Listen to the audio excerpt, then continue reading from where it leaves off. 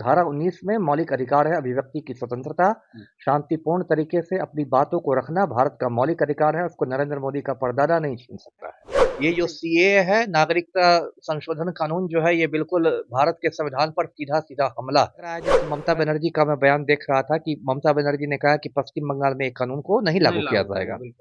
इसी तरह बहुत सारे राज्य हैं भारत में, जहाँ गैर भाजपा पार्टियों की सरकार है।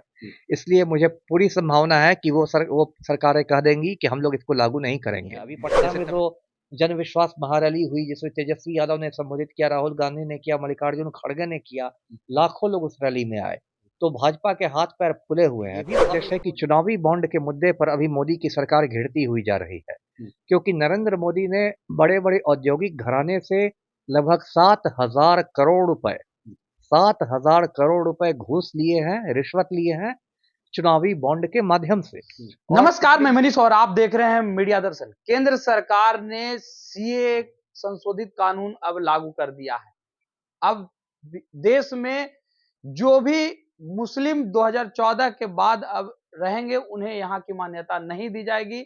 अब सिर्फ हिंदू, पारसी, जैन, बौद्ध, ईसाई जो 2014 से पहले भारत में रह रहे थे, उनको मान्यता दी जाएगी। जो अल्पसंख्यक हैं पाकिस्तान, अफगानिस्तान और बांग्लादेश में। इसी मुद्दे पे बात करने के लिए हमारे साथ मौजूद हैं मशहूर पूर्व आईपीएस अधिकारी अमिताभ दास सर।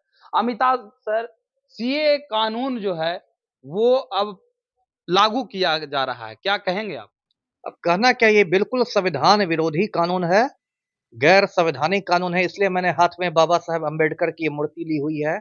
ये जो सीएए है, नागरिकता संशोधन कानून जो है, ये बिल्कुल भारत के संविधान पर सीधा-सीधा हमला है। मैं दर्शकों को आसान भाषा में बताता हूँ कि जो भारत का संविधान है, वो सेक्युलर कॉन्स्टिट्यूशन है, यानी धर्मनिरपेक्ष संविधान है। जो संविधान की प्रस्तावना है, प्रियम्बल जिसको कहते हैं, शुरू में जो रहता है, उसमें ही भारत को धर्मनिरपेक्ष देश घोषित किया गया है।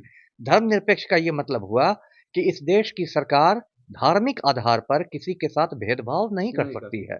लेकिन इस सीएए में मुसलमानों और गैर मुसलमानों में भेदभाव किया गया है। इसलिए ये बिल्कुल असंवैधानिक कानून है, अनकॉन्स्टिट्यूशनल है, अंबेडकर के संविधान पर हमला है और इसकी पुरजोर मुखालफत होगी, इसका पुरजोर विरोध किया जाएगा, इसको सुप्रीम कोर्ट में चुनौती दी जाएगी, इसका पूरा शांतिपूर्ण विरोध पूरे देश भर में होगा। जी। अभी अगर बात की जाए तो कानून लागू किया जाना है, लेकिन तमाम तरह के पुलिस की व्यवस्थाएं की गई है और कहा गया कि कोई भी भड़काने का प्रयास करेगा तो उसके खिलाफ कड़ी कार्रवाई की जाएगी। कोई सीए के खिलाफ नहीं बोल सकता है। देखिए, ये गुंडागर्दी और ये तानाशाही नहीं चलेगी। जो भारत का संविधान है, उसकी धारा 19 है, आर्टिकल 19, वो हर नागरिक को अभिव्यक्ति की स्वतंत्रता देती है ना? मौलिक अधिकार है हर नागरिक का। मैं दर्शकों को बताऊं, धारा 19 में मौलिक अधिकार है अभिव्यक्ति की स्वतंत्रता, शांतिपूर्ण तरीके से अपनी बातों को रखना भारत का मौलिक अधिकार है, उसको नरेंद्र मोदी का परदादा नहीं छीन सकता है। इसलिए ये सब बातें बकवास है कि इसको कुचल देंगे, उसको डरा देंगे, ये सब गुंडागर्दी है, गुंडागर्दी नहीं चलेगी। 2-3 बातें मैं दर्शकों को बताऊँ। एक तो इसका शांतिपूर्ण विरोध होना चाहिए। दूसरी बात है कि पूरी संभावना है कि इसको सुप्रीम कोर्ट में आज ना कल चुनौती दी जाएगी और सुप्रीम कोर्ट इस संविधान विरोधी कानून पर रोक लगा देगा। ऑलरेडी मुझे लग रहा है, जैसे ममता बनर्जी का मैं बयान देख रहा था कि ममता बनर्जी ने कहा कि पश्चिम बंगाल में एक कानून को नहीं लागू किया जाएगा। इसी तरह बहुत सारे राज्य हैं भारत में, जहाँ गैर भाजपा पार्टियों की सरकार है। इसलिए मुझे पूरी संभावना है कि वो सरकारें कह देंगी कि हम लोग इसको लागू नहीं करेंगे। जैसे तमिलनाडु में डीएमके की सरकार है, तेलंगाना में कांग्रेस की सरकार है, दिल्ली में आम आदमी पार्टी की सरकार है, पंजाब में आम आदमी पार्टी की सरकार है ना? तो ये आपको हिमाचल प्रदेश में कांग्रेस की सरकार है। तो इस तरह बहुत सारी, ये कर्नाटक में कांग्रेस की सरकार है, ये केरल में कम्युनिस्टों की सरकार है। तो ये जितनी भी पार्टियां हैं जो गैर भाजपा शासित राज्य हैं, पूरी संभावना है कि वो इसको मानने से इनकार कर देंगे और मानना भी नहीं चाहिए। देखिए, मैं दर्शकों को बता रहा हूँ, एक बहुत बड़ा गेम है और इसका एक उद्देश्य ये भी आप सीए की टाइमिंग देखिए, ये भी उद्देश्य है कि चुनावी बॉन्ड के मुद्दे पर अभी मोदी की सरकार घिरती हुई जा रही है, क्योंकि नरेंद्र मोदी ने बड़े-बड़े औद्योगिक घराने से लगभग 7,000 करोड़ रुपए 7,000 करोड़ रुपए घूस लिए हैं, रिश्वत लिए हैं, चुनावी बॉन्ड के माध्यम से। और सुप्रीम कोर्ट ने उस पर बहुत कड़ा रुख अपनाया है। सुप्रीम कोर्ट ने कहा कि भाई ये बिल्कुल गैर कानूनी है, चुनावी बॉन्ड का जो ये की योजना है, और सुप्रीम कोर्ट ने स्टेट बैंक को कहा है कि आप सारी विवरण इसके जो है चुनाव आयोग को उपलब्ध कराएं, और चुनाव आयोग से कहा है कि 15 तारीख तक, 15 मार्च तक उसको अपने वेबसाइट पर डाल दें। तो अब मोदी सरकार के हाथ पैर फूल गए हैं, क्योंकि इतना बड़ा जो भ्रष्टाचार किया है नरेंद्र मोदी ने, वो भ्रष्टाचार उजागर हो जाएगा।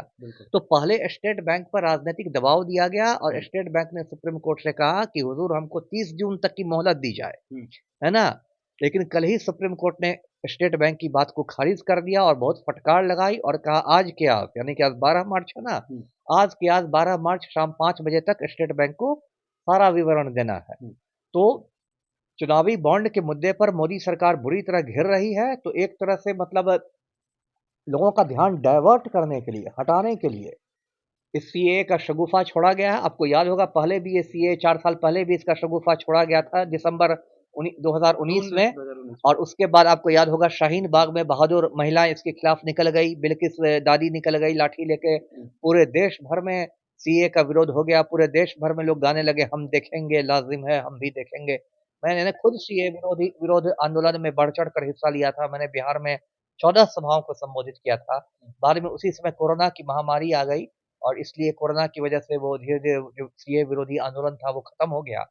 अभी क्या है कि अभी आप जानते हैं 3-4 दिन बाद देश में लोकसभा चुनाव की तारीखों का ऐलान होना है और मोदी की हालत पतली नजर आ रही है। इंडिया गठबंधन काफी मजबूत हो गया है। तो मोदी जी ने पहले सोचा था कि हम लोग रामलला की प्राण प्रतिष्ठा कर देंगे और रामलला के नाम पर राम लहर में हम लोग निकल जाएंगे। लेकिन अब लग रहा है जमीन से जो रिपोर्ट मिल रही है कि उतनी अच्छी हालत आपकी नहीं है। अभी पटना में जो जन विश्वास महारैली हुई जिसमें तेजस्वी यादव ने संबोधित किया, राहुल गांधी ने किया, मल्लिकार्जुन खड़गे ने किया, लाखों लोग उस रैली में आए। तो भाजपा के हाथ पैर फूले हुए हैं। तो अब इसको चाहिए कि एक सीए का भी, देखिए लोग बेसिकली देश में हिंदू मुसलमान का माहौल बनाना चाहते हैं, जिससे कि एक ध्रुवीकरण हो जाए, तनाव हो जाए, और जो मुस्लिमों के विरोध वाली राजनीति करके, नफरत की राजनीति करके ये फिर तीसरी बार मोदी पीएम बनना चाहते हैं और कुछ नहीं है। तो सीए का मतलब जमकर विरोध किया जाएगा और विरोध होना भी चाहिए। जी आखिरी सवाल मेरा सर, 2019 में बहुत विरोध का सामना करना पड़ा था सीए एनआरसी के मामले पर, शाहीन बाग और भी बहुत सारे पूरे देश में एक जन आंदोलन हो गया था। इसके बाद सीए और एनआरसी को लेकर के बात नहीं की जा रही थी। अब चुनाव के वक्त ये बात की जाने लगी कि अब सीए लागू होगा। क्या फायदा और क्या नुकसान दिखता है आपको? देखिए, मैंने पहले आपको कहा कि भाजपा की हालत पतली हो गई है इस बार। तो ये क्योंकि अब 1 टू 1 का यदि मुकाबला हो जाए, मैं दर्शकों को याद दिलाऊं कि 2019 में जो भाजपा की प्रचंड जीत हुई थी, 300 से ज्यादा सीटें जीती थी भाजपा ने।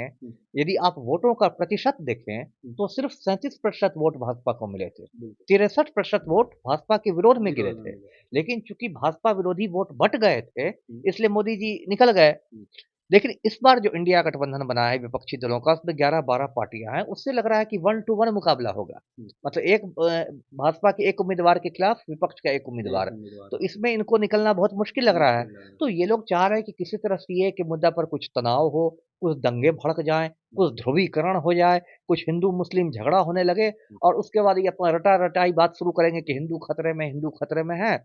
लोगों का ध्यान महंगाई से हटा देंगे, लोगों का ध्यान बेरोजगारी से हटा देंगे, लोगों का ध्यान चुनावी बॉन्ड से हटा देंगे और उसमें जीत जाएंगे। लेकिन पब्लिक सब समझ रही है और अभी चंद्रचूड़ साहब से भी देश को बहुत उम्मीद है कि इस पर सुप्रीम कोर्ट रोक लगाएगा। जी, तो ये थे हमारे साथ सुप्रसिद्ध आईपीएस अधिकारी जो पूर्व में काफी अपने कारनामों की वजह से चर्चा में रहे, अमिताभ दास सर, जिन्होंने सीए के मामले पे खुल के कहा कि क्या ये राजनीतिक शिगुफा है या भी कुछ और भी है। क्योंकि अगर बात की जाए तो 2019 में भी जमकर इसका विरोध हुआ था और अब 2024 यानी चुनावी वर्ष में ये सीए को लागू करना कहीं ना कहीं ये राजनीतिक शिगुफा ही कहा जा सकता है। फिलहाल इस खबर में इतना ही। देखते रहे मीडिया दर्शन। धन्यवाद।